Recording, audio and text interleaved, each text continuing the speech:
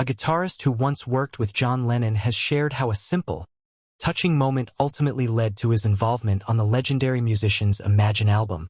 In 1971, the Liverpool-born icon released his second solo record, which went on to receive widespread critical praise and strong commercial success. The album was later ranked among the greatest of all time by Rolling Stone magazine.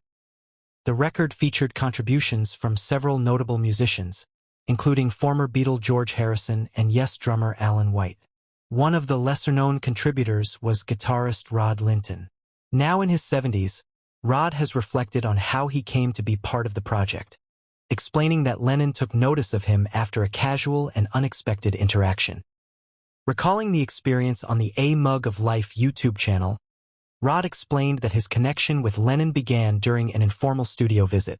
Through a stroke of luck, his band's drummer had previously secured work with Brian Epstein, which gave Rod indirect access to the Beatles' inner circle. By that time, word had spread within the music scene that Rod was a highly skilled guitarist.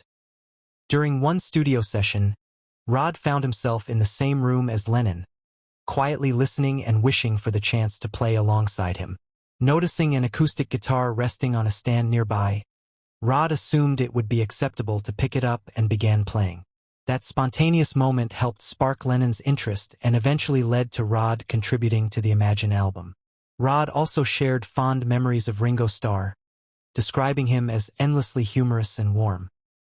Although they would sometimes go long periods without seeing each other, Ringo would always jokingly remark that decades had passed since their last meeting, even if it had only been months. According to Rod, that running joke never changed, and it reflected Ringo's playful personality. He added that all of the Beatles were genuinely kind and pleasant people.